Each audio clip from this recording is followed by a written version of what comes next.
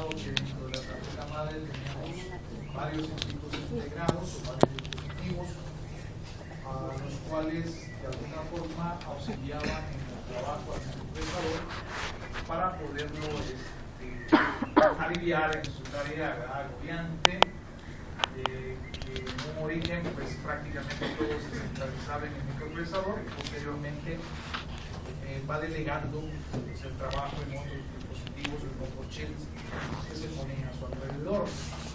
Entonces, junto a este fenómeno ocurre otro, y es el de la integración. En un inicio, pues los computadores tienen casi todos los elementos en una forma separada o en chips individuales, y posteriormente pues se van integrando en pocos chips. Entonces, dentro de lo que sería esta tarjeta, pues podemos poner una simplificación acá, una tarjeta madre. Entonces, en esta tarjeta madre podemos decir que tenemos dos chipsets, el microprocesador, un bus, que al final en realidad se vuelven varios niveles de buses, después el planteo adelante.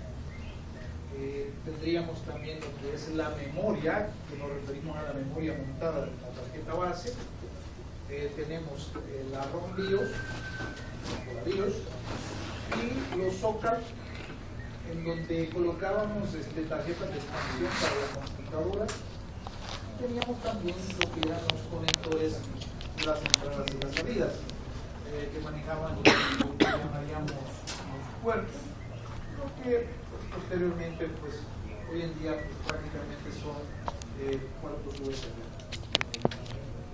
Bien, vamos a comenzar con esto. Vamos a comenzar estudiando un poquito lo que sería la memoria, algo ya dijimos de ella, pero hay ciertos elementos que creo que es muy importante que los manejemos con bastante claridad o con mayor amplitud. Entonces concentrémonos un poco en la memoria, pero antes de ello pues voy a hablar un poquito de los chipsets para poder completar lo que son los elementos que tenemos en la tarjeta madre, y me voy a concentrar en la clase en lo que serían ciertos elementos fundamentales del almacenamiento de memoria. Entonces, si quieren, comencemos con el chipset. Pues, básicamente, estos dispositivos son producto de la integración de varios elementos.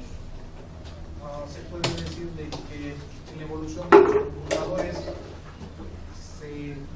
surgen en determinado momento varios elementos que han integrado muchos de los chips que mencionamos en una forma separada.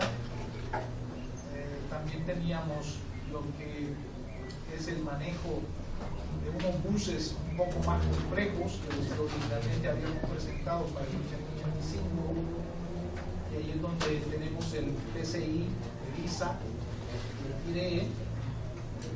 Quizás algunos ya son conocidos por ustedes. Y dentro de lo que sería estas tarjetas madres, además de los chipsets, también tendríamos la memoria RAM y lo que son las memorias caché. Para que tengamos una idea de qué cosas se integraron dentro del chipset, aquí tengo como una lista de elementos que componen los chipsets. Quiero mencionar que además de esa integración de dispositivos que estaban separados, también ha habido una evolución de estos dispositivos. Algunos más que otros. Algunos no han cambiado mucho. Tal vez, por ejemplo, el circuito de interrupciones, el 8259, pues prácticamente lo único que se le ha hecho es agregarle un mayor número de interrupciones. No ha habido un cambio tan significativo. Bueno, dentro de los dispositivos que se integran en los chipsets estaría lo que es el direccionamiento, codificación y mapeo de memoria. Si ustedes se dan cuenta, cuando comenzamos a trabajar con esto de la memoria, hablábamos de ciertos decodificadores que se generaban a nivel hardware. Entonces, muchos de estos decodificadores se han integrado también dentro de las memorias Y las memorias también han sufrido una evolución que parte pues, de los elementos que hemos mencionado anteriormente. Hoy voy a mencionar otros elementos adicionales. Bien, entonces dentro del chipset estaría esa decodificación o esa estructura para manejar la memoria. También están los famosos canales del DMA. Acuérdense lo que era el DMA, era el acceso directo a memoria.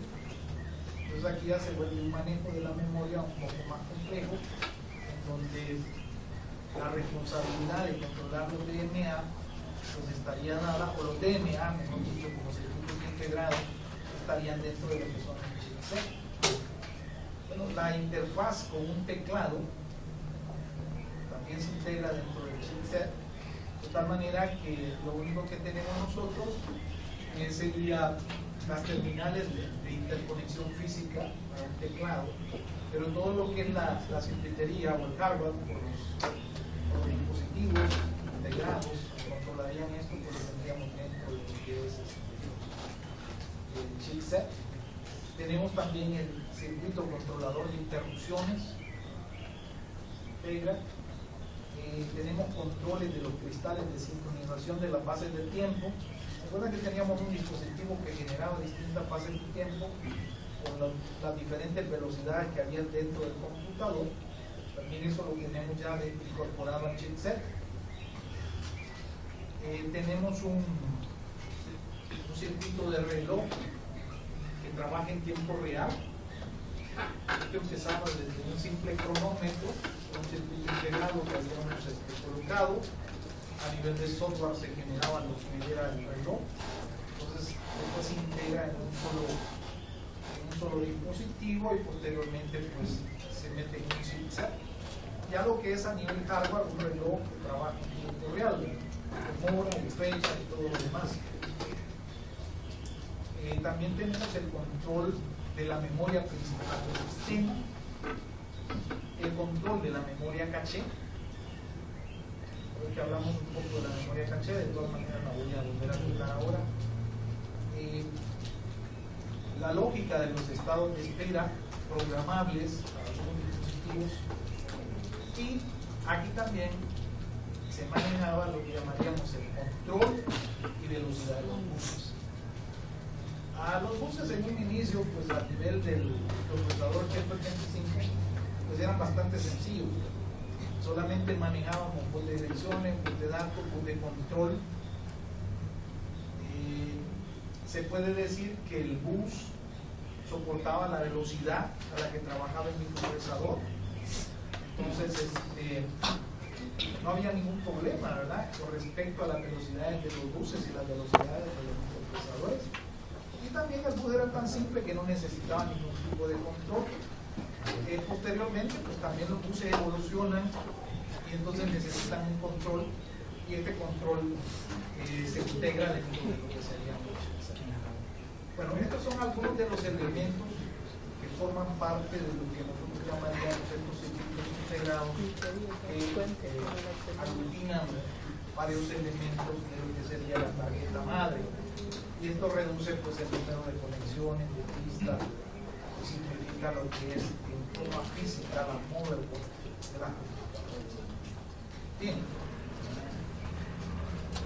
ya que hablamos del chipset, el otro elemento que vamos a detenernos un poquito más en la clase de hoy sería la memoria. Entonces, dentro de la tarjeta madre tenemos la memoria, pero aquí voy a hablar de la memoria en general en un computador. Este esquema creo que es muy ilustrativo y que me representa de una buena forma lo que es los tipos de memoria o los diferentes tipos de memoria que se tienen en un computador. El triángulo lo que me representa es que, por ejemplo, lo que tenemos acá abajo, ¿verdad?, es de mayor tamaño, pero es más lento. Y lo que tenemos acá arriba es lo que es de menor tamaño, pero es más rápido. Este concepto quizás es sumamente importante que lo manejen, que tiene mucho que ver con la arquitectura, el diseño de los computadores, tiene mucho que ver con cuestiones del rendimiento del computador, ya que como les mencionaba en el otro curso de sistemas operativos, yo creo que en algún momento pues, dentro del pensum tienen la necesidad de poner arquitectura de computadoras entonces a ese curso. Entonces ahí se ve la administración de la memoria. Entonces para entender bien cómo administrar la memoria tenemos que entender cómo es estructurar la memoria. ¿Qué clasificación hemos hecho acá? Bueno, aquí hemos hecho simplificaciones, hay una mayor variedad de esto, pero bueno, es un poco lo que tenemos que hacer este triángulo tan grande. Empezamos con la punta del triángulo con los registros internos del microprocesador. ¿Qué es lo más veloz? Bueno, mover un dato de un registro a otro registro internamente dentro de lo que sería el microprocesador. Por ejemplo, un move AL, BL, pues lo que está haciendo es moviendo un dato desde el registro BL hasta el registro AL. Y eso es la transferencia de datos más rápida. Pero ya nos dimos cuenta también que estos registros que están dentro del microprocesador pues no son un gran montón. Tenemos una gran cantidad de registros enormes. Estamos viendo la parte del 86. Ustedes recordarán que teníamos los registros de trabajo, el A, el B, el C, el D, teníamos los registros índices, los registros de base, los de segmento, ¿verdad? De desplazamiento del segmento. Teníamos un número de registros, era relativamente pocos, la cantidad de celdas de memoria, porque al final, físicamente, no dejan de ser localidades de memoria, ¿verdad? Solamente que están dentro del microprocesador. Pues bueno, ok. Estos son los elementos de memoria más, donde hay menos elementos de memoria, pero que trabajan a una mayor velocidad en la transferencia de los datos. Después teníamos lo que llamaríamos la memoria caché. La memoria caché, pues, creo que no sé si hablamos de la memoria caché la clase pasada. Por aquí tenemos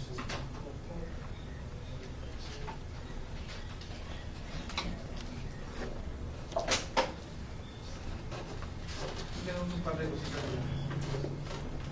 se que haya mencionado.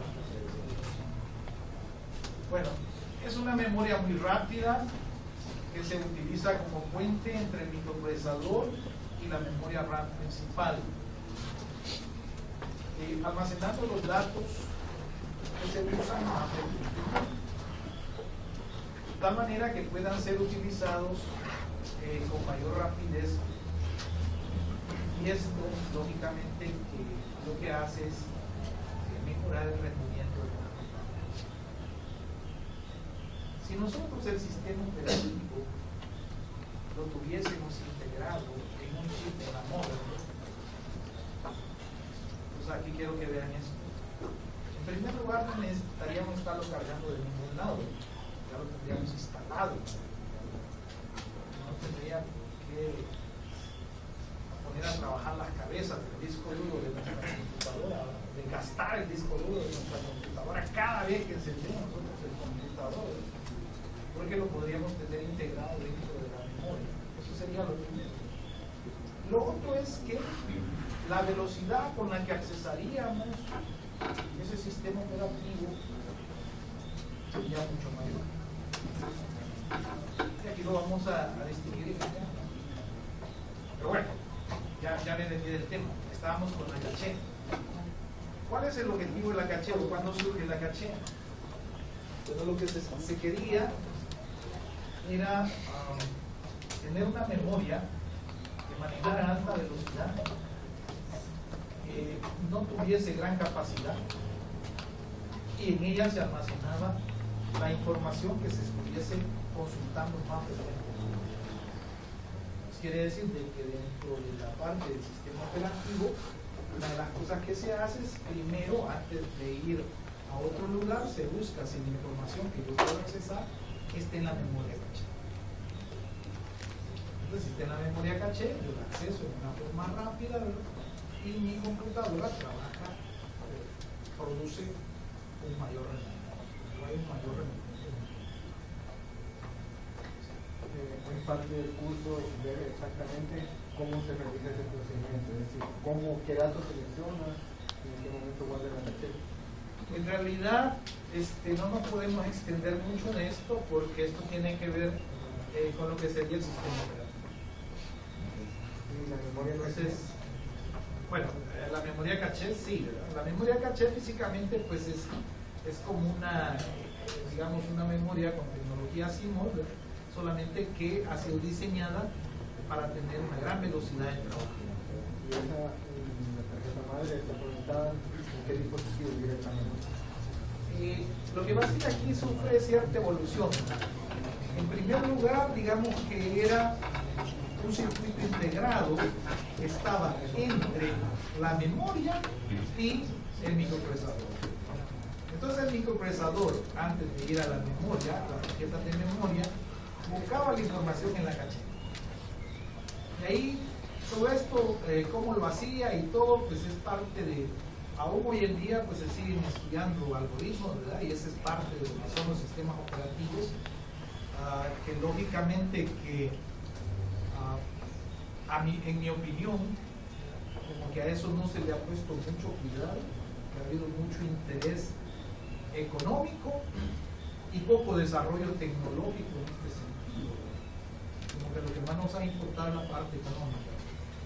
Y lo que se vende es aquel icono bonito, ¿verdad? O en cierta época, pues, ustedes ya los iconos ya no han cambiado, pero en mi época, pues sí, lo que se vendía era ese icono en la pantalla, ¿verdad? Eso era lo que vendía. Y no a la eficiencia con la cual se estuviese usando o se estuviese trabajando con el sistema operativo. De alguna forma, si te das cuenta, el hardware es el que se ha preocupado más, los diseñadores de hardware son los que se han preocupado más por este tipo de factores. Claro, lógicamente que a recomendación de lo que es la gente de software. Muchas cosas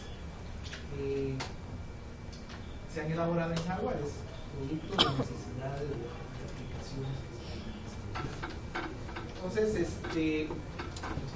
los algoritmos que se utilizan para manejar la caché o qué información se debe guardar en la caché, qué información no, cómo determino eso, cómo lo hago, eso lo haría el sistema operativo, digamos, con un algoritmo de aplicación aplicado a eso, de acuerdo al sistema operativo con el que estás trabajando. Entonces, en ese sentido, bueno, si comparamos, por ejemplo, algunos sistemas operativos, se puede decirte que de alguna forma Windows es de los peores. Ya lo ves a ese nivel. Pero sí, en el curso pues espero que utilicen todo eso.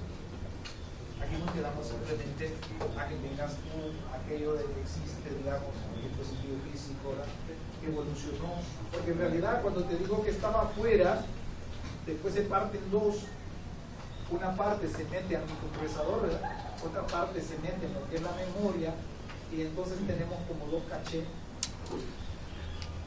y eso para lograr pues un mejor acceso a los datos. Pero lo que se busca acá en realidad es una mayor rapidez de acceso a los datos. Y yo necesito para trabajar, porque el computador necesita. Entonces, la logística es esta, a nivel físico, y a nivel de sistema operativo, pues hay algoritmos que les digo, bien, entonces decíamos de que era una memoria de poca capacidad, de alta velocidad.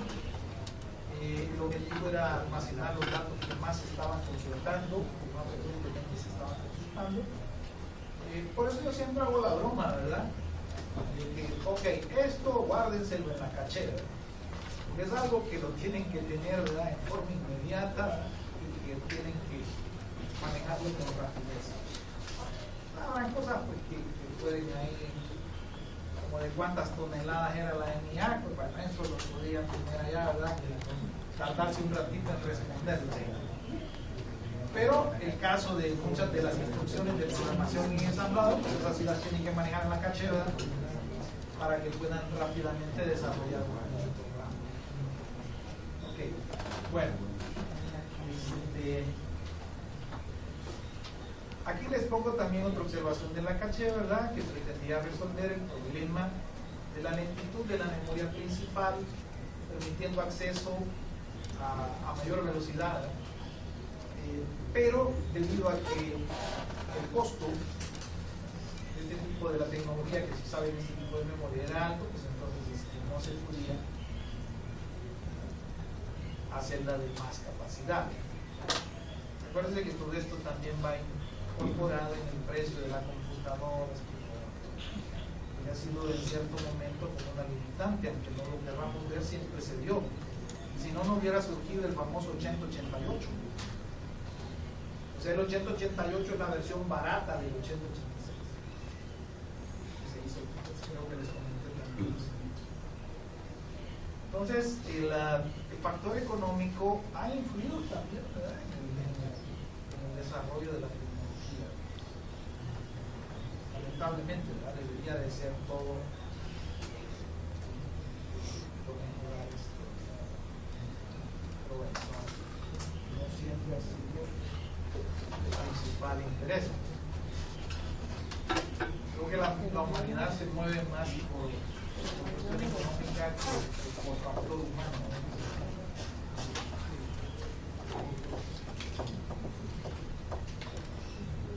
Es tan simple que a un gobierno le comienza a preocupar las enfermedades y lo otro, por los costos que puede tener esto, que la computación, la cantidad de personas que los costos que se tienen de ayudar a estas personas. Triste ver el pensamiento del ser humano. Bueno,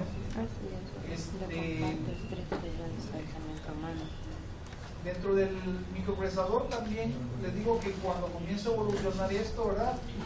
Originalmente empezamos con una caché y posteriormente tenemos ya dos cachés. Entonces se habla de una caché de primer nivel, una caché de segundo nivel, se habla de una caché incorporada en el microprocesador, de otra en la tarjeta de memoria. Bueno, ok. Entonces aquí podemos ir viendo que aún esto comienza también a sufrir un desarrollo o una evolución. Bien, regresemos entonces a nuestro triángulo. Entonces, en forma inmediata al microprocesador, el acceso a otra celda de memoria, que también es de alta velocidad, pues sería si estamos accesando un dato que lo tenemos en la caché. Claro, si nos preguntamos, ¿qué es más rápido mover un dato que esté en la memoria caché o un dato que tenemos en un registro interno? Pues siempre, ¿verdad?, va a ser más rápido mover un dato que tenemos en un registro interno. Entonces la caché siempre tiene gran velocidad y es de mayor tamaño, lógicamente, que los registros internos que tenemos en el microprocesador.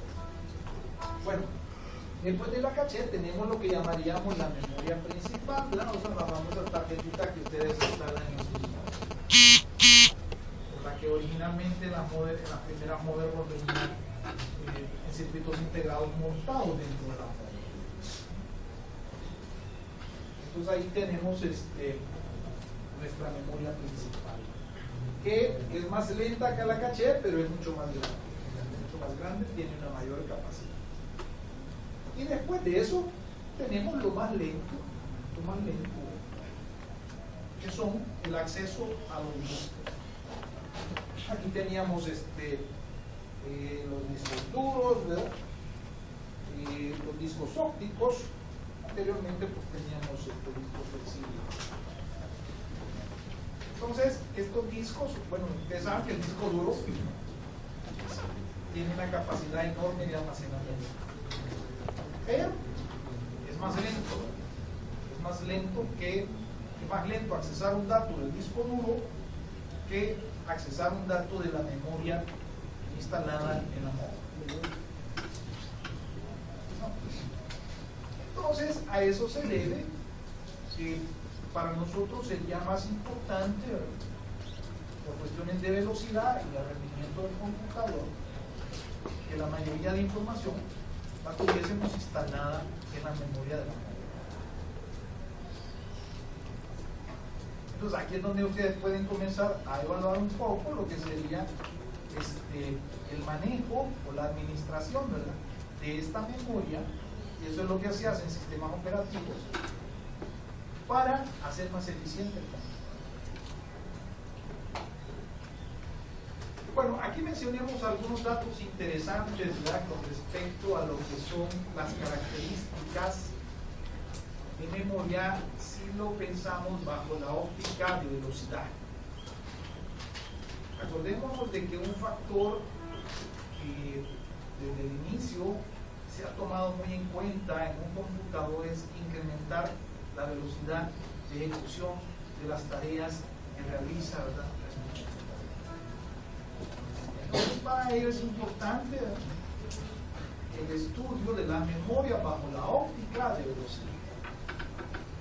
Entonces, la velocidad de la memoria depende o puede depender de algunos factores, como por ejemplo la ubicación, que significa el lugar donde se encuentra el dato que vamos a procesar.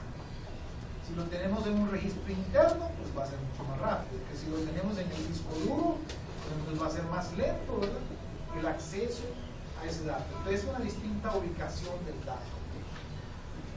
También la capacidad o tamaño de la memoria. Esto quizá de la capacidad o tamaño de memoria en cierta época fue sumamente importante cuando se hablaba de las tarjetas de video. Que no es lo mismo transferir todo un video completo, ¿verdad?, que ir transfiriendo bloques, y estos bloques pues a una cierta velocidad, y al final como es un montón de memoria, pues entonces resulta bastante lento el manejo de esto. Si quieren que les cuente una experiencia real en un proyecto que estamos desarrollando en el departamento, que es el proyecto Colibrí, se pretende elevar un avión, ¿verdad?, a 30 kilómetros de la superficie de la Tierra para fotografías y videos. Uno de los problemas que tenemos, o lo que vamos a tener que almacenar los videos y verlos hasta que recuperemos el avión, es que la velocidad de transmisión que estamos consiguiendo hasta ahora de los datos es demasiado lento. Entonces, en las 2 horas que duraría la misión, no alcanzaríamos a transmitir todo el video. Quizás en la mínima parte, porque estamos con una cámara de video de 1080p HD. Pero claro, si queremos tomar video, porque queremos tomar un video, vamos a subir una cámara de esa capture total de cuadriculado. Entonces, es un problema. Es un problema de la cantidad de memoria, de información que se va a transmitir. Entonces, ahí estamos hablando del tamaño de la memoria. Pero también lo otro es, hay métodos de acceso a la memoria, diferentes formas de accesar a la memoria. Ya vimos que estas memorias de los chips son de acceso aleatorio, que le llamamos. Y todos recuerdan, creo que el concepto del acceso aleatorio. ¿Quién puede repetir este concepto de acceso aleatorio?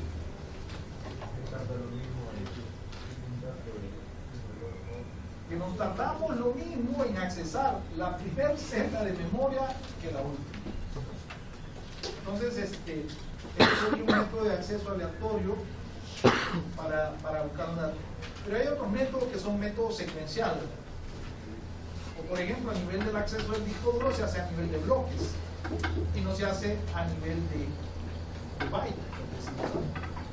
Entonces, quizás el caso típico más lento, que ya no se usa tal vez para backup, ¿verdad?, en algunos lugares, son las famosas cintas magnéticas.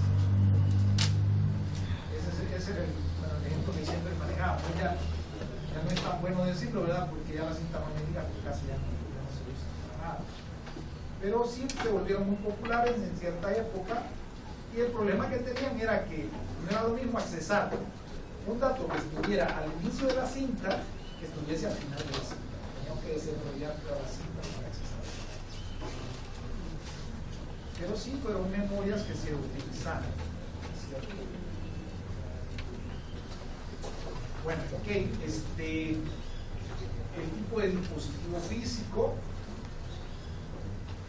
si son chips, si es disco duro, si es disco óptico, si es cinta magnética. Entonces, ustedes saben que las velocidades son diferentes dependiendo del dispositivo físico que queremos utilizar. Bien, factores que determinan el tipo de memoria a usar. O sea, cuando nosotros queremos determinar qué memoria vamos a trabajar, pues, primero vemos la capacidad que tiene, la capacidad que necesita,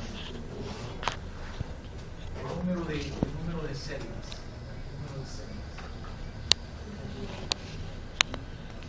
Si quieren una aplicación real también, ¿verdad? Pues me voy a remontar de nuevo al proyecto Colibrí. En el proyecto Colibrí, pues el control de un subsistema central, ¿verdad? O el cerebro principal de la sonda estaría dado en un microcontrolador, que es un microcontrolador Arduino. Originalmente habíamos seleccionado un ProMini que tiene una determinada capacidad de memoria. Conforme hemos ido desarrollando los programas, nos damos cuenta que el ProMini no cumple con los requerimientos de memoria. Entonces vamos a tener que utilizar un Arduino Mega, que sí, pues nos satisface la memoria.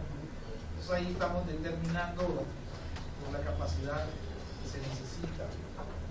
Bueno, lo otro que me puede definir, ¿verdad?, cómo determino es la velocidad de acceso o el tiempo en obtener el dato.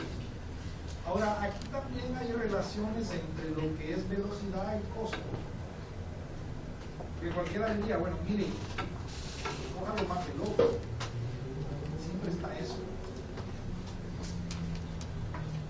Y es el tercer punto que colocamos, que tiene, lógicamente, todo esto tiene relación. Es el costo de la memoria. El costo normalmente tiene mucho que ver también con la tecnología. Cuando la tecnología es nueva, pues entonces tiene un mayor costo. Esta computadora tiene Bluetooth, por ejemplo, pero los accesorios para el Bluetooth son demasiado caros. Costo.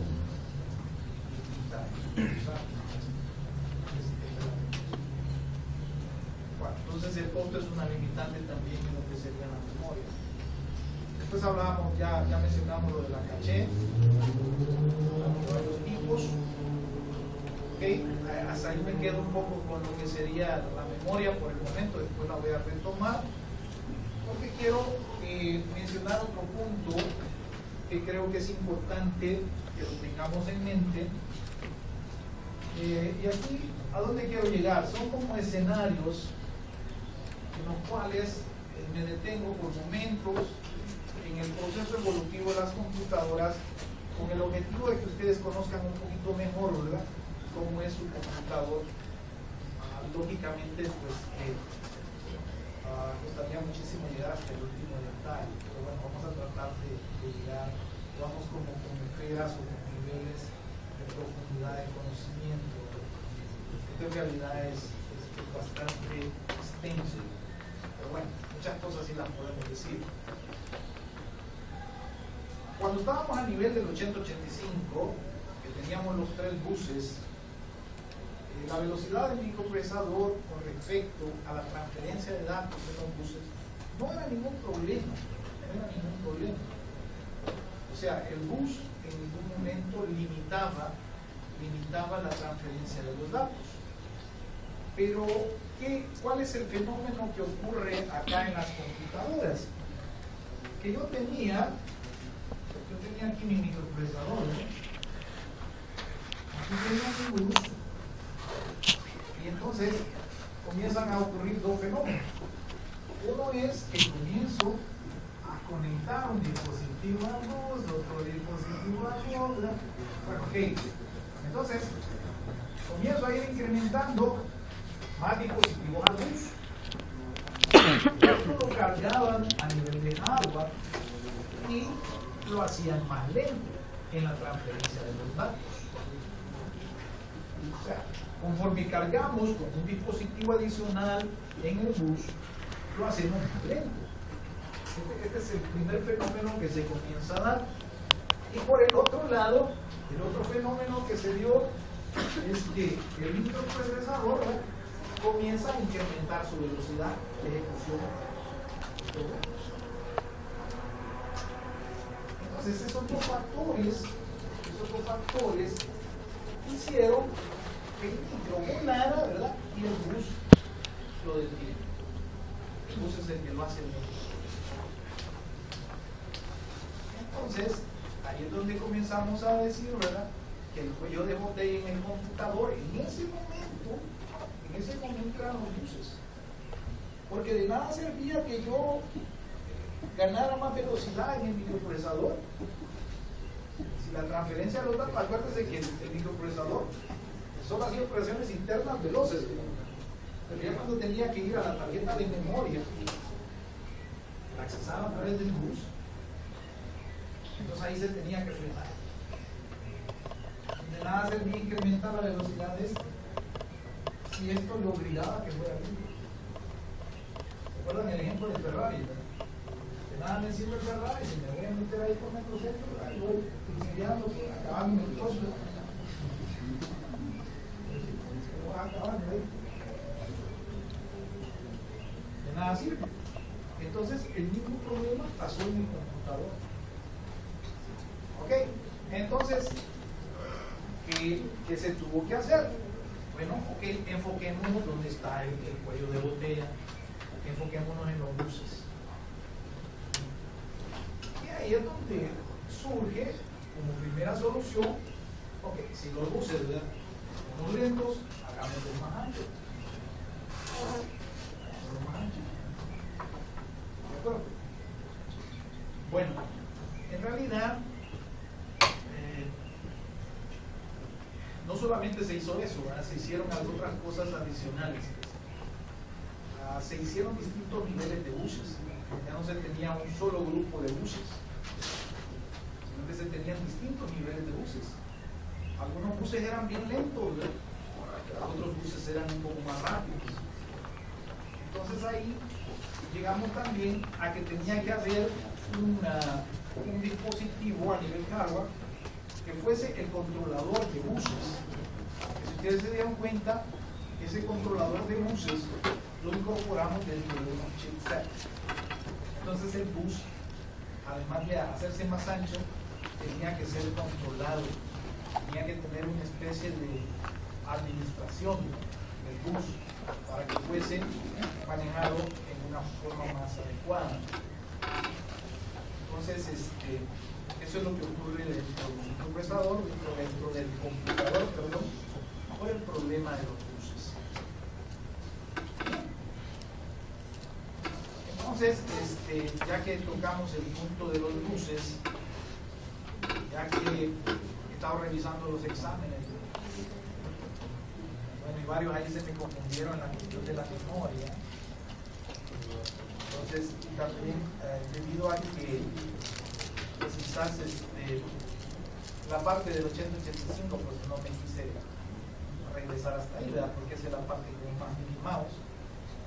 Entonces empecé a retomarlo a partir del 80-86. A partir del 80-86, que es donde verdaderamente comenzamos con la ampliación de los buses. El 80-85 pues era un sistema de buses normal, ¿verdad?, donde no se hacía más grande. O veámoslo de esta forma: las celdas siempre son de 8 bits. Eso no lo pierdan de vista. Las celdas siempre son de 8 bits. Lo que hemos hecho más ancho no es la celda de memoria, hemos hecho más ancho el bus donde se transfieren los datos. Entonces lo que estamos haciendo acá es que si yo amplío el bus a 16 bits, como era el caso del 80-86, entonces lo que estoy haciendo realmente no es haciendo el dato de la memoria de 16 bits, no, El dato de la memoria sigue siendo de 1 byte, de 8 bits. Lo único que estoy haciendo es que, como tengo un pasaje, puedo transferir 2 datos simultáneamente. Entonces, ¿cómo lográbamos la transferencia de los datos simultáneamente? Bueno, allá quizás lo vimos más el diseño, ¿verdad? Quizás más que la ventaja que presentaba esto. Entonces aquí tenemos una estructura de memoria en la que manejamos un K, manejamos aquí otro chip de otro K. Entonces, en realidad, ¿qué es lo que tengo? Tengo 2K. Tengo 2K. Ahora bien, ¿qué pasa con estos 2K? Aquí tengo localidades de memoria de 8 bits y aquí tengo localidades de memoria de 8 bits. ¿Estamos bien? Ok. Bueno, ¿qué más? Sabíamos de que si este chip es de 1K, pues entonces las direcciones que tiene el chip van desde la A0 hasta la A9, o tiene 16 líneas, perdón, tiene 10 líneas. Sus pines de direcciones, si el chip es de 1K, pues entonces aquí va a tener 10 líneas, que significa ir desde la A0 hasta la A9. ¿Qué más tiene un chip de memoria? Bueno, tiene el famoso CE negado, que es el famoso chip de enable, que habilita o deshabilita el chip de memoria. Cuando lo deshabilitamos, ¿qué es lo que hace este chip de memoria? Se pone en alta impedancia o se desconecta del uso. Entonces él no realiza ningún tipo de transferencia, sino que simplemente se desconecta del uso. ¿Estamos bien ahí? Para eso sirve esta línea. Ahora, ¿cuándo debemos de habilitar esta línea? Bueno, cuando él de alguna manera va a interactuar o va a hacer uso del uso. ¿Y qué cosas son las que puede hacer el chip de memoria? Bueno, si es un chip de memoria RAM, puede tanto leer como escribir. O se puede leer de él o escribir de él. Entonces, en este caso, tenemos 2K, ¿verdad? De memoria RAM, o sea que son memoria que son tanto de escritura como de lectura. ¿Vamos bien hasta ahí? Entonces, parte de mi bus de direcciones del microprocesador llega, ¿verdad?, directamente a los chips. En este caso, como es un 8086, la línea de direcciones, la A0, no la conecto, ¿verdad? Y comienzo a conectarla desde la A1 de mi microprocesador, la conecto con la A0 de mi chip. Así, hasta la A10 del microprocesador, la conecto con la A9 del chip. ¿Vamos bien hasta ahí? Entonces quiere decir que me sobran desde la A11 hasta la A19. Son las que me quedan sobrando.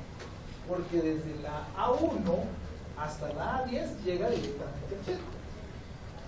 Entonces, las líneas sobrantes, todas, sin excepción, ¿verdad? Porque si no, no voy a poner la dirección adecuadamente, las debo de llevar al decodificador. Entonces, al decodificador debería de llegar desde la A11 hasta la A19. Tenemos que llegar ahí de la A11 hasta la A19. ¿Por qué? Porque el microprocesador es un 8086 que maneja 1 mega de memoria y que maneja 20 líneas de texto. Bien, mi decodificador va a establecer dentro de todo mi mapa de memoria, si tengo un mapa de memoria, ¿verdad?, de 1 mega, pues dentro de ese mega, aquí tenemos los 2K, ¿verdad? Entonces lo que quiero yo es que con las direcciones, que voy a apuntar a estas direcciones,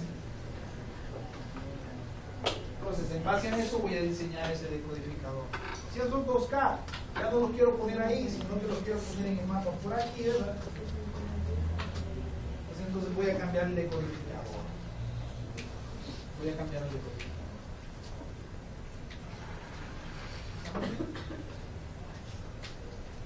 ¿Qué más? Bueno, sabíamos que como hemos eliminado la línea A0, Entonces, vamos a empezar quizás por lo más sencillo, que es la lectura. Cuando nosotros queremos leer un dato de acá, vale, quizás primero, ¿verdad? ¿Cómo quedan ahí las memorias? Cuando yo acceso, digamos, como no llevo con la A0, entonces el mismo código binario sería cuando accesamos la primera celda y la segunda celda. O sea, la 0, digamos que fuera desde el inicio, ¿no? Lo tenemos aquí para ponerlo más fácil. Entonces, estamos aquí con los 2K, ¿verdad? En el inicio, estoy desde la 0, 0, 0, 0, 0, 0. Y entonces aquí en mi bit, el menos significativo, en la primera celda tengo un 0 y en la segunda celda tengo un 1. Pero como esa línea 0 no llega, no importa que tenga 0 o 1, el código binario que va a llegar, ya sea a la primera localidad o a la segunda localidad, va a ser lo mismo. Va a ser la misma dirección. La misma dirección. Entonces, ¿qué pasa si yo quisiese leer un dato? Cuando ponemos esa dirección, mi decodificador, ¿verdad?, habilitaría el par de chip. Entonces, habilita los dos, tanto este como este. Se pone un dato aquí en el bus que proviene de la D0 a la D7. Y aquí se pone el otro dato del bus de la D8 a la D15. Al final completan un dato de 16 en este bus de 16. Ahí tendríamos un dato de 16 bits que corresponderían a la celda 0 que tengo aquí y a la celda 1 que tengo aquí. ¿Okay? Yo estaba pensando con lo que estaba mencionando anteriormente, lo del bus, ¿verdad? Yo estaba pensando que es válido decir, ¿verdad? O sea, el 886 manejaba datos de 16 bits, procesaba esa cantidad. Ahora bien, es más válido. Los datos son de 8. Ah, bueno, los datos. Sí, el bus es el que es de 16. Entonces, es válido decir que. Es válido decir que la idea de tener un dato de doble capacidad era que se pueden manejar dos dispositivos al mismo tiempo. Esa era una de las ventajas que tenía también. La ventaja que tiene es que yo puedo accesar dos celdas de memoria simultáneamente. Lo que significa es que yo puedo sacar la dirección 0 y la dirección 1, 2, y guardarlas en un registro interno en el microprocesador. Entonces ahí están moviendo dos datos en un solo ciclo de datos. Lo que significa es que has incrementado 2 veces la velocidad que tenía antes, en ese sentido, en transferir datos. Estamos. Ahora bien, pero si ustedes se dieron cuenta, pero yo no siempre voy a querer los dos datos, a veces voy a querer solo un dato. A veces solo quiero el dato, solo quiero la 0, porque estoy con un MOV AL, ¿verdad? Coma 000. De cochero absoluto. Entonces lo único que quiero es el dato de la 0. No quiero el dato de la 1. Bueno, no importa, los dos datos se pusieron en el bus. El microprocesador, de acuerdo a la instrucción que esté ejecutando, viene y hace la diferencia entre tomar el dato de los 8 primeros bits, que sería de la D0 a la D7, o de tomar el dato de la D8 a la D15. De la D0 a la D7 sabe que está el dato de la memoria 0. Y de la D8 a la D15 sabe que está el dato de la memoria 1.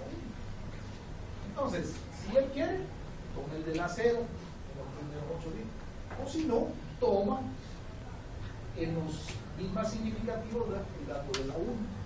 O toma los dos de un solo, depende del tipo de instrucción que vaya. ¿Cuáles son las instrucciones que tendríamos ahí? Yo podría tener así, ¿verdad? Un MOV AL, coma, lo voy a poner así en para que sale más fácil. Puedo tener esto. podría tener un modo siempre a L, 0001. O podría tener un modo a X, 0, 0, 0.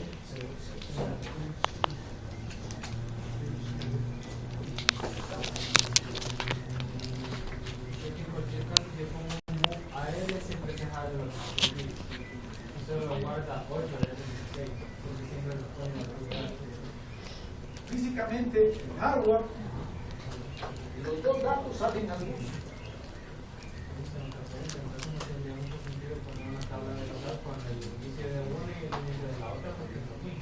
Tendría que ser el par, que se le quedará, porque si pongo uno nada más no tiene sentido, porque poniendo el inicio de tiene, el inicio tiene uno solo y el inicio tiene de otro, porque estoy terminando de uno solo. Porque eso lo hacen por simplicidad de hardware. Ya vas a ver. Y ya vas a ver por qué aquí en la lectura se puede hacer y en la escritura, ¿no? Si quieren déjenme seguir, de cuando termine me pueden hacer las observaciones. Tenemos estos tres casos, ¿verdad? Ahora, ustedes revisaron también los códigos de las instrucciones, son distintos dependiendo del modo de direccionamiento con el que estamos trabajando, dependiendo de los registros con los que estamos trabajando, cambios. Entonces aquí tenemos distintos códigos. Estamos expresando distintas localidades de memoria, de tal manera que el microprocesador, ese código binario, él sabe si va a venir a tomar el dato en los primeros 8 bits o va a venir a tomar el dato en los otros 8 bits. ¿Por qué? Porque él sabe si está accesando la dirección 0 o si está accesando la dirección 1. O si quieren verlo así, si está accesando una dirección par o si está accesando una dirección impar. Dependiendo de eso se viene a tomar el dato al bus. Sin embargo, la memoria le puso los datos, pero no tiene ningún estorbo que se haya puesto toda la información, porque el microprocesador va a tomar solo la que corresponde, porque él sabe cuál es la que necesita o cuál es la que le han pedido que tome. O en el último caso, ¿verdad? Que le diga, bueno, mira, vas a tomar los 16 bits, perfecto, entonces vengo yo y agarro, ¿verdad? Los 16 bits que tengo aquí, uno lo meto en el AL y el otro lo meto en el AH. Y así hice la transferencia de la memoria par, de la memoria impar o de ambas localidades de memoria y un solo al registro de microprocesador. Esto es la lectura. Esto que tenemos es la lectura.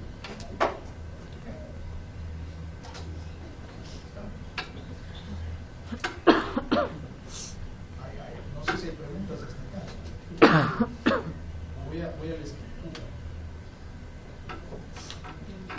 Vámonos ahora a la escritura. La escritura consiste en meter un dato, ¿verdad?, que viene del microprocesador. Aquí tenemos un registro interno.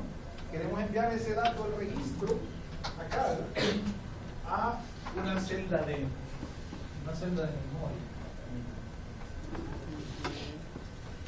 Entonces, lo estamos haciendo al revés. Aquí tendríamos, por ejemplo, un move 000, ¿verdad?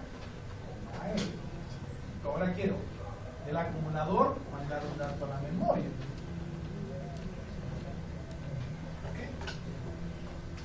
Pero ¿qué pasa cuando yo quiero mandar un dato a la memoria? Bueno, si fuera simplemente un byte el que queremos mandar, como por ejemplo en esta instrucción que queremos mandar lo que tiene el contenido de AL, pues lo que yo hago, bueno, lo primero es que, como lo pongo en una dirección par, ese dato y el microprocesador, él sabe dónde debe colocarlo, lo pone en los primeros 8 bits. Quiere decir que voy a accesar la celda 0 que tengo en este.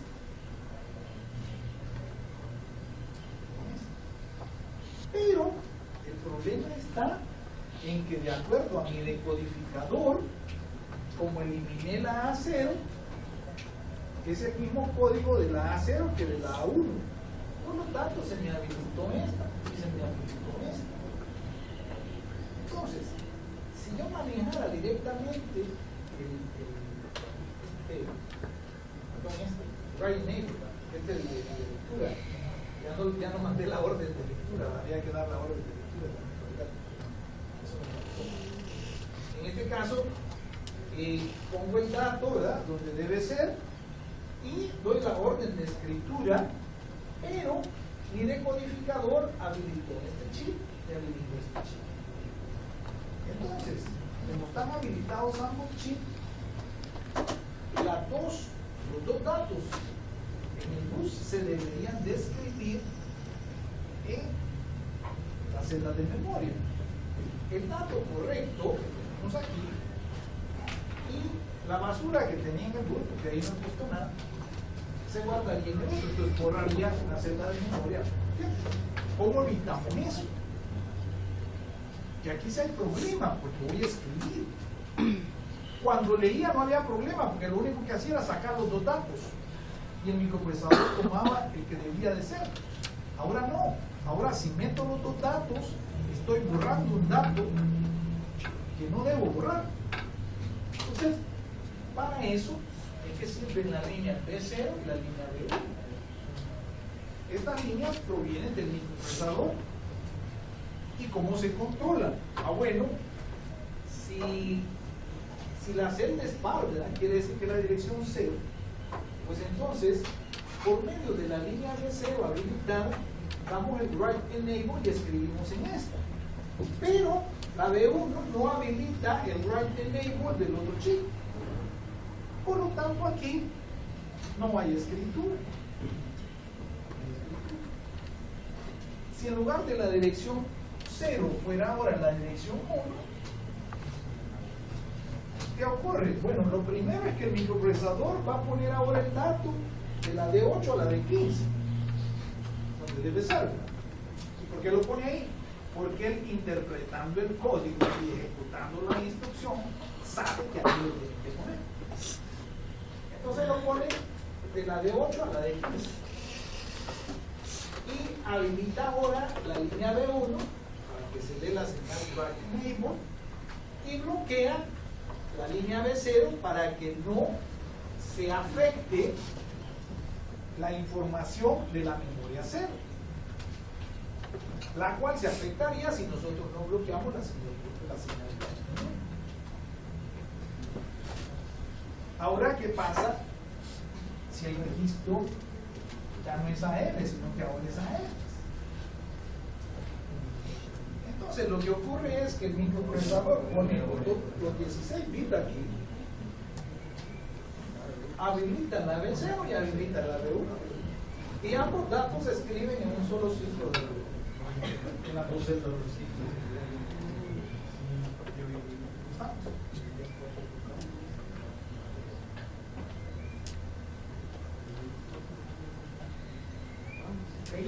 ¿Preguntas de esto?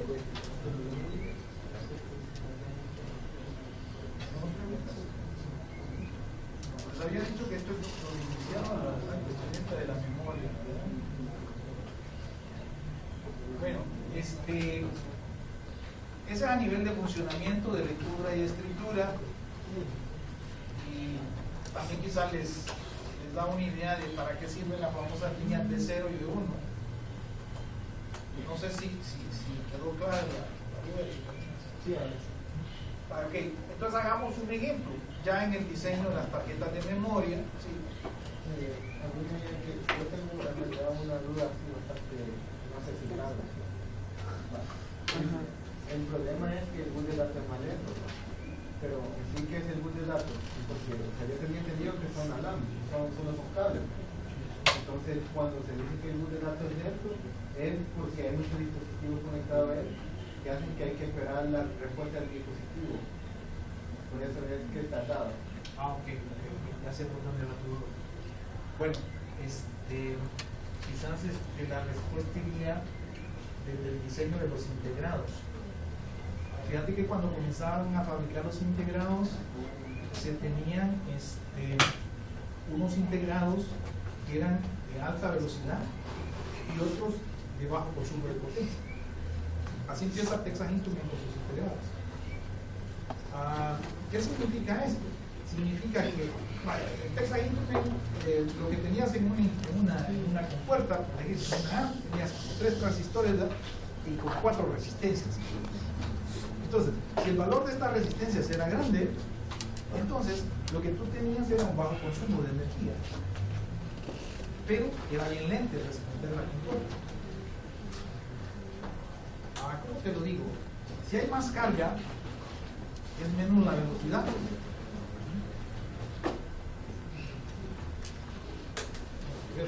Si hay más carga, si las resistencias son más grandes, entonces hay consumo en este caso. Lo que pasa es que aquí cada dispositivo que pones es un dispositivo que consume. Por eso quizás no lo podemos ver en la óptica de resistencia. Cada dispositivo que tienes es un dispositivo que consume más. Entonces consume más potencia.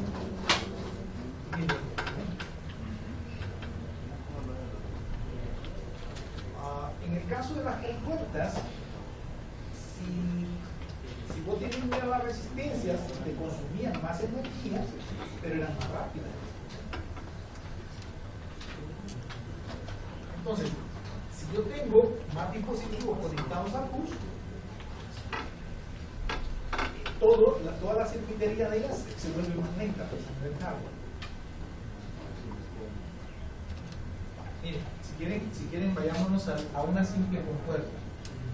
Yo no sé si cuando vieron en sistemas digitales, vieron la parte del famoso free flow y vieron una condición que era indeterminada porque dependía de qué compuerta respondía primero que la otra. Entonces ahí se daban cuenta de que cuando yo le pongo un dato de entrada en una compuerta, no es instantáneo el resultado de la salida, sino que tarda un tiempo en responder. Si esta compuerta respondiera instantáneamente, entonces no tendríamos prácticamente mucho freno en un montón de dispositivos en hardware, sino que todo proviene desde ahí, la lentitud de respuesta que tiene un dispositivo para poder decir a qué velocidad trabaja.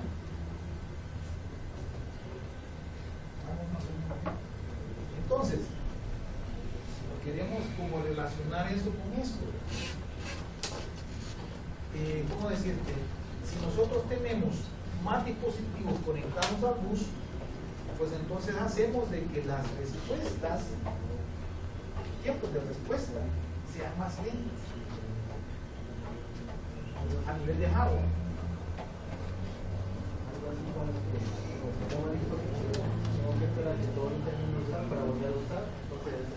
Si yo pongo en cadena una compuerta, y pongo después otra compuerta, y pongo otra compuerta, y pongo otra compuerta, para que mi resultado sea válido aquí, tienen que ir respondiendo por las demás compuertas, cada una de ellas toma su tiempo. Quizás no es tan buena la analogía que te pongo, pero bueno, algo semejante ocurre acá. Vamos cargando el bus, y eso hace que a nivel de hardware las respuestas sean más lentas. Entonces, como es más lento, cuesta, me tardo más en sacar un dato de aquí para acá. Si yo solo tengo este dispositivo, pues es más rápido transferirlo, pero si lo voy conectando más, entonces cada vez es más lento transferirle el dato de aquí a través de acá. Eso es a nivel físico. Y es bien complejo, quizás, explicar así, ya no vamos a nivel de resistencia, pero bueno, si quieres mirarlo de esta manera, cada dispositivo que conectas hace que te tardes más en transferir un dato hacia el microprocesador. Ese fue el primer problema que yo comencé a conectarle más cosas al microprocesador. Y el otro es que el microprocesador no se quedó quieto, no se quedó a la misma velocidad, no se quedó a 1 MHz, que era con el que trabajaba el 8086, sino que comenzó a incrementar. Creo que el 86 ya trabajaba a 8 MHz. Entonces, ahí comenzamos a incrementar las velocidades en una proporción bastante grande. Entonces, eso hizo que, por mucho que el microprocesador volara, se tenía que detener por el problema. O sea, el bus lo hacía que él fuera más lento. Entonces, uno de los puntos que aliviaban el problema era, en primer lugar, hacer más ancho el proceso. Pero no solo eso se hizo, sino que también se hicieron niveles de luz. Ahorita para la gente que nos niveles de bus está relacionado con una de las que es PSI e ISA. Por ejemplo, lo que se hace es que comenzamos a trabajar, bueno, estos dispositivos, ¿verdad?, pueden trabajar a tal velocidad, entonces conectémoslos en un bus. Estos otros pueden trabajar a esta otra velocidad, conectémonos a este otro bus. La comunicación serial, que era de los más lentos, ¿verdad?, que es lo que te estoy contando del proyecto. Entonces, como es más lento, pues entonces ahí era de conectarlo a un bus más lento. Entonces ahí te vas a trabajar con distintos niveles de buses, que cada bus tiene distintas velocidades. Y entonces ahí se te vuelve más complejo porque tenés que controlar los buses y tenés que administrar esos buses, porque un dato lo vas a traer tal vez desde el disco duro a través de varios buses para llevarlas a tu registro interno o a la caché o donde sea. Ya no es tan simple.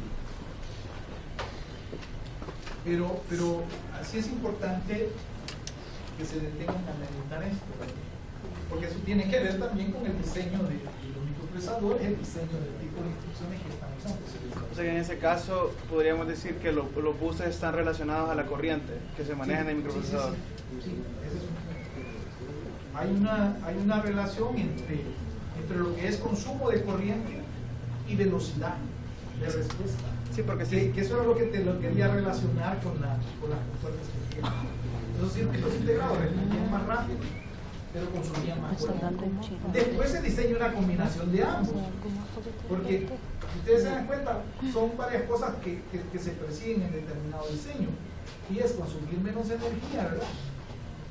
Para que si tenemos celular, querés que te dure más tiempo, ¿verdad?, la carga de tu batería, que consuma menos energía.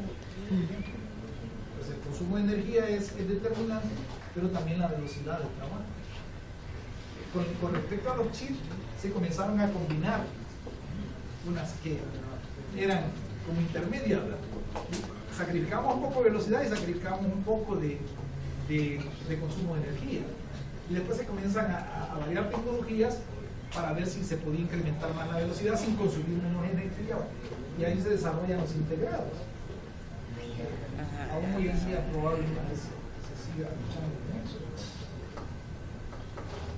Bueno, ok,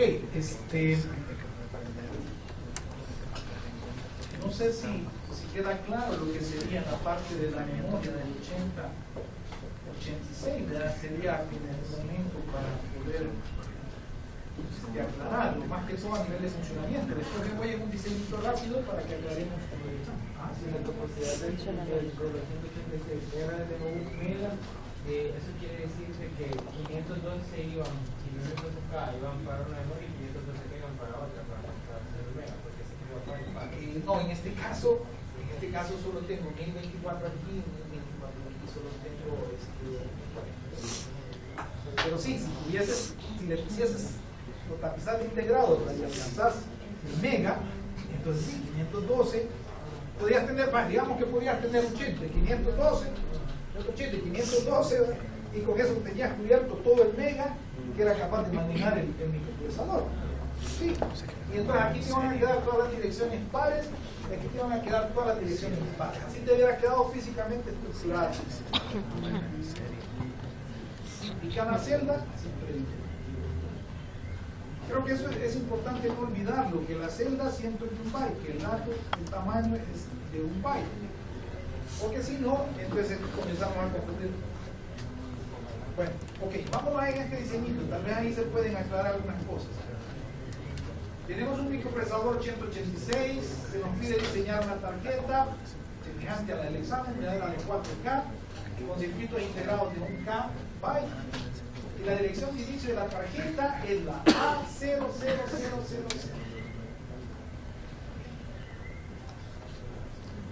Okay. Entonces, ¿qué es lo que vamos a hacer? Bueno, lo primero quizás es los integrados. Los integrados que vamos a utilizar. Los integrados que vamos a utilizar todos son de un K, son igualitos, todos. En el integrado, aquí voy a tener desde la A0 hasta la A9, en el integrado. Del microprocesador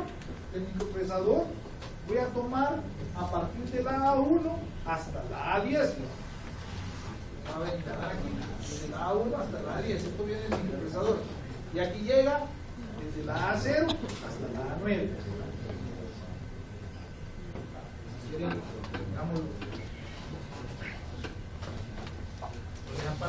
Aquí tengo el microprocesador, aquí tengo la memoria. Entonces comienzo, agarro la línea A0 del microprocesador, la dejo en el limbo, agarro ahora la A1 y la conecto con la A0 de mi memoria.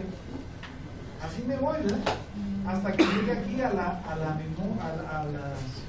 A10, y esa la voy a conectar con la A9 que tengo en mi chip. ¿Ok? Bueno, eso me hace que me sobren de aquí del microprocesador a partir de la línea A11 hasta la línea A19. Todas estas se vienen al decodificador. Todas estas van a dar al decodificador. ¿Está? ¿Tienen preguntas de eso? Vale, eso es el bus de direcciones, ¿verdad? Ese es el bus de direcciones. Ahora, ¿qué pasa con el bus de datos? ¿Cómo conectamos el bus de datos? Este que tiene las direcciones pares, la voy a conectar. Aquí tengo 16 bits, del D0 al D15. Entonces, este lo voy a conectar, por eso lo he puesto a colores. Conecto aquí de la D0 a la D7, conectamos con este, que tiene pares, este es de impares, este ya es de pares, por lo tanto la conecto también aquí, ¿verdad? A mis primeros 8 bits. Estas son de impares, no, los datos impares, de celdas impares, vienen en este color verde. Pues ahí vienen a. Así conecto mi bus de datos. Quiere decir que mi bus de datos,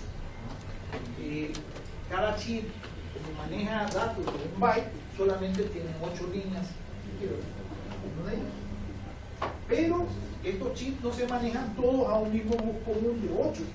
Como mis buses son más anchos, de 16, entonces las pares van conectadas a las menos significativas, bits menos significativos, y las impares van a los bits más significativos. De esa manera conectamos el bus de datos. Vale, ahora ¿qué me falta? Ahora me falta la línea de lectura, que es la RD de cada uno de los chips, que proviene de mi microprocesador, que es la línea que da la orden de lectura. Ya dijimos que cuando vamos a leer, aun cuando se me habiliten estos dos chips simultáneamente, porque usted se da cuenta de mi decodificador, quizás empecemos por ahí, ¿verdad? De mi decodificador solo tengo la F0, que viene a dar a este, y viene a dar a este, quiere decir que ambos se habilitan simultáneamente, los dos chips. Y con la F1 habilito estos dos chips, porque aquí en realidad lo que tengo es un grupo de 2K. Estos dos chips forman un grupo de 2K, donde aquí tengo la 0, aquí tengo la 1, aquí tengo la 2, aquí tengo la 3, aquí tengo la 4, aquí tengo la 5 y así vamos. Y van a ser las de memoria. Aquí todas las pares y aquí todas las impares de los primeros 2K. Cuando termino con los 2K empiezo aquí, ¿verdad? También, aquí están las impares y aquí están las pares de los otros 2K.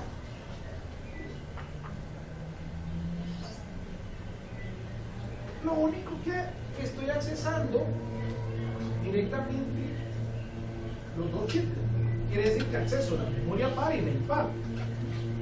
cuando estoy leyendo, yo puedo mandar la orden de lectura a ambos y ambos sacar el dato, uno en los primeros 8 bits y el otro en los 8 bits más significativos, y tengo un dato aquí de 16. Pero mi microprocesador, ¿verdad?, solo va a tomar o el de los primeros 8 bits o el de los otros 8 bits, dependiendo si yo estoy accesando, si estoy leyendo la memoria 0 o estoy leyendo la memoria 1. Y si en caso leo ambas memorias, que sería cuando tenemos esta instrucción, ¿verdad?, pues entonces tomaría los 16 bits y los guardo en mi registro X. Con la lectura no tengo ningún problema. Ahora, ¿qué pasaba con la escritura? Bueno, si yo pongo, o si hay un dato aquí en el bus, lo que fuera, y yo simultáneamente habilito los dos chips y doy la orden de escritura sin ningún control, entonces el dato de esta localidad, ¿verdad?, de la 0 se me va a guardar en mis primeros 8 bits y el dato de la 1 en los otros 8 bits que van en el bus. Pero yo solo quería escribir en la dirección 0, no quería escribir en la 1. O quería escribir solo en la 1, pero no en la 0. Entonces, ¿qué es lo que hago? Bueno, tengo que bloquear esa señal de escritura. No le tiene que llegar a los dos chips. Por lo menos fue lo que hicieron los ingenieros que diseñaron esta tarjeta de memoria. No quiero que le lleguen a los dos chips, quiero que llegue solo a uno. Entonces el microprocesador 8086 lo diseñaron con estas dos líneas de control, la B0 y la B1. Son otras líneas que tienen microprocesador internamente y que las controla dependiendo del código binario de la instrucción que él esté ejecutando en ese momento. Entonces, como ahí interpretó que solo la 0 es la que va a accesar, por lo tanto habilita la B0 y deshabilita la B1, ¿verdad? Esto quiere decir que quedan bloqueadas. Ahora, si usted se da cuenta, esta B0 que habilita aquí no solo habilita este, sino que habilita este también. Ah, bueno, pero de acuerdo a la dirección, el enable que se habilitó fue el de estos dos, no el de estos dos están deshabilitados, ¿no?, de acuerdo a la decodificación que tenemos aquí arriba. Entonces, estos no están habilitados, por lo tanto, no importa que la B0 le llegue a este y permite el write en este. No está habilitado, no puede ni escribir ni leer. Entonces, solamente a este se le va a introducir el valor, ¿cuál? El que está en los primeros 8 bits, ¿verdad?, que es el único que puede meter aquí. Este queda bloqueado porque la línea B1 está bloqueando la nada. Está bloqueando como que fuera una negada. Una comunicación que necesita que se le habilite, que se bloquee. Y si quiero escribir en ambos, también tengo la condición de que la B0 y la B1 las habilite, que sería esta última condición que pusimos acá. Le poníamos la dirección 0 y descargaba el dato directamente. Sí.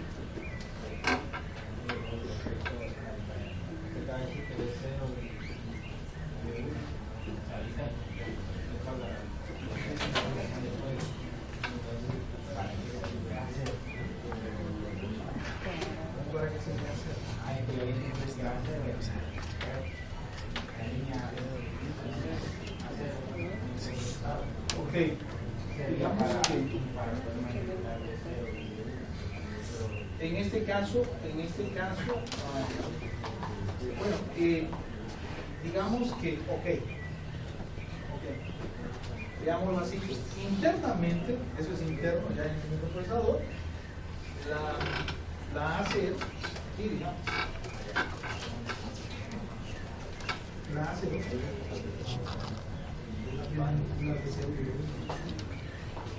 pero además de eso está el control de si estás manejando un byte o estás manejando dos bytes,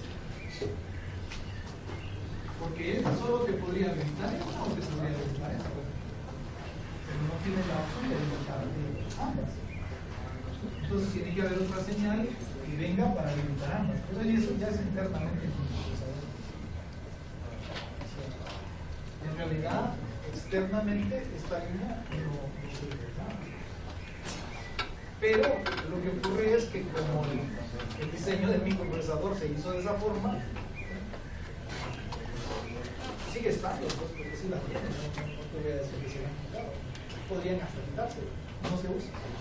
¿Verdad? Para que no queden paredes.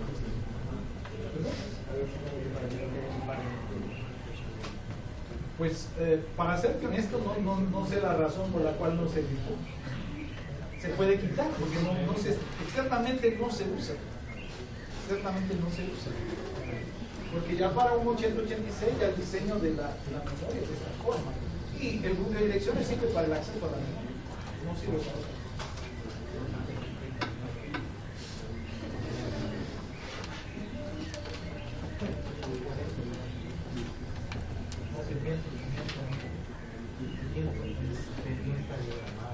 No te miento. Es que la A0, aunque no sirve para la memoria, podría servir para control de los IO, para los chips de los IO, para el direccionamiento de los IO. Y en el direccionamiento de los IO ya no es necesario hacer toda esta complejidad de ampliación de los luces y todo, porque solo se utiliza normalmente en los IO, con el diseño de los IO, solo se utilizaría si es un IO que solo va a manejar bytes, pues entonces solo utilizo esta parte de acá. Y como normalmente un IO lo configuro con sus registros internos que son de 8 bits, entonces ya no necesito complicarme tanto, porque eso probablemente lo haga una sola vez en la inicialización del sistema. Entonces, sí, en fin, para la memoria no, pero para un chip controlador de algún dispositivo periférico sí podría ser. Aquí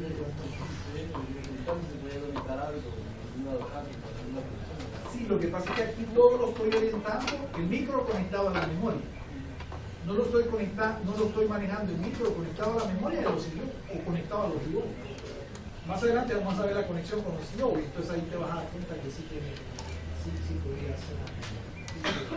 En la memoria no, pero para los IO sí podría ser. Vale, ok, ¿tenemos alguna pregunta? Lo único que faltaría son el diseño de este decodificador, ¿verdad? Para sacar la F0 y para sacar la F1. Lo único que nos falta aquí es esto, ¿verdad? Entonces para ello nos vamos a ir a una tabla de verdad. Y creo que es muy importante que veamos las tablas, ¿verdad? Por aquí con la tablita de verdad, pues quizás voy a levantar esto. Quiero manchar un poco. Bueno, nos damos cuenta que al final, en mi memoria, aquí tendría conectada la A0, ¿verdad? Ese es mi A0, chip de memoria. Y al final, en la A10, o la A9, esto corresponde, esto que tengo aquí arriba sería mi chip de memoria, ¿verdad? ¿Okay? Es mi chip de memoria. Las direcciones del chip de memoria. Y las que estoy poniendo en la tabla de abajo son las direcciones, o los bits de direcciones del microprocesador. Entonces, así quedó, ¿verdad? Por lo tanto, cuando nosotros queremos accesar las celdas de la memoria, nosotros deberíamos de manipular códigos aquí, ¿verdad?, de direcciones, en donde desde la A1 hasta la A10, en primer lugar estas deberían de ser todas ceros y después estas deberían de ser todas unos. Vale. Para que nosotros vayamos accesando todas las celdas, entonces la primera combinación binaria sería tener todos ceros, y la última combinación binaria sería tener todos unos en esas 10 líneas que llevo al chip de memoria. ¿Listo? Bueno, entonces quiere decir de que el resto de líneas de aquí, de la 11, voy a partir, ¿verdad? Aquí vamos a partir. ya no hablo ya aquí de líneas porque ya llegaron todos a Chile. Entonces, a partir de la A11, y aquí me refiero a la A11 del microprocesador, a partir de ahí, estas no van a cambiar. No van a cambiar para mi primer par de chip de memoria de un K. Esas se van a mantener. Y como la dirección inicial que le habíamos puesto era la A, aquí me voy a ir a grupos de 4, ¿verdad? Aquí, esta es la A, esta es la, hasta aquí llegamos, este grupo, llegamos hasta la A12, este es la 0. En primer caso, todas van en 0, considerando aquí la A11 valdría 0 en mis primeros dos chips. Entonces quiere decir de que esta es mi primera dirección. Esta dirección es la A0000. Ahí le hemos compuesto en todos sus bits. Sería esta. ¿Cuál es la última dirección de mi primer grupo de dos chips? Cuando todos estos sean uno, desde la A1 hasta la A10. ¿Qué código binario tenemos ahí? Vamos haciendo grupos de 4, ¿verdad? Aquí tendríamos el F, aquí tendríamos el F, y aquí tenemos 7. Entonces tengo la A0, 7F. Esa es la última.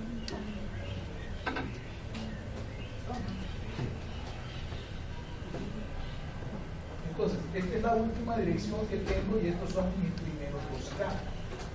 ¿Por qué es que estos 2K los tengo que poner en conjunto, aunque sean dos circuitos integrados? Porque en uno tengo las pares y en otro tengo las impares. Entonces, entre los dos, en realidad, me forman un núcleo, un solo bloque de 2K.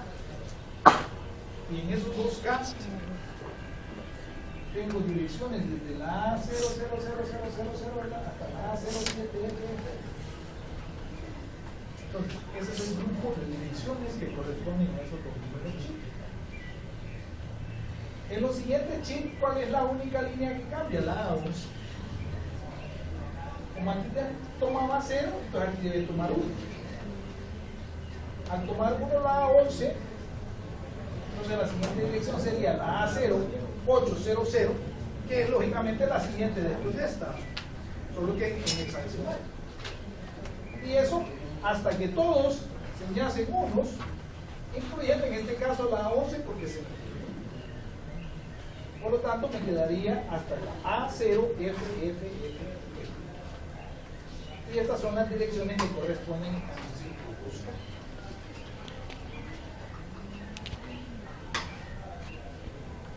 ¿Estamos bien? ¿Tienes preguntas?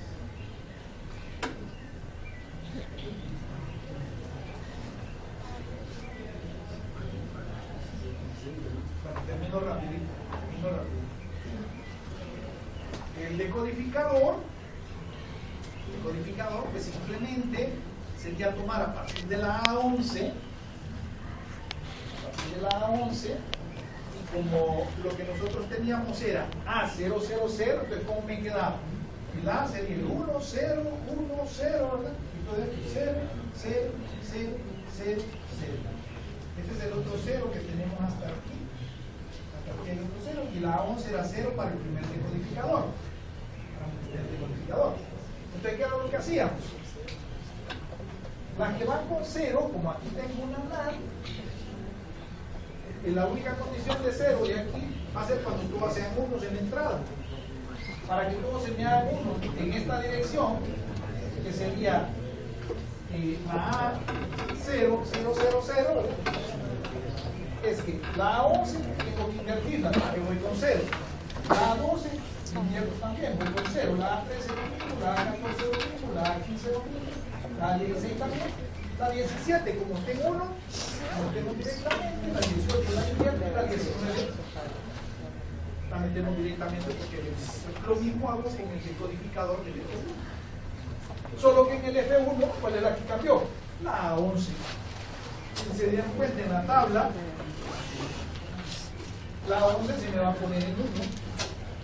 Por lo tanto, la A11 ya no la voy a pasar por un inversor. sino que simplemente ahora la meto directamente. Y eso hace la diferencia entre la habilitación de estos dos chips o de estos dos chips. Ya es la tarjetita de memoria.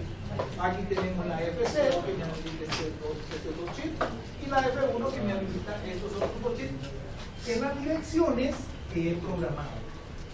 Estas son direcciones físicas que lógicamente que a nivel de programación provienen de direcciones lógicas, que no es lo mismo tampoco. Esa es la primera transición. Entonces que no directamente la dirección que tenemos es la lógica. Acuérdense que aquí estamos hablando de una 000 de 16 bits, pero esta tiene este es el IP, o es la memoria, digamos, que simplemente tiene que combinarse con el CS o con el DS, en este caso sería el DS, con el DS, aplicarle la fórmula para encontrar la dirección que realmente va a accesar físicamente esa celda.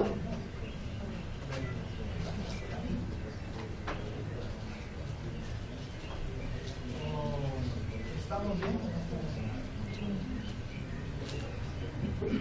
Ok, bueno, me voy a quedar aquí, ¿verdad?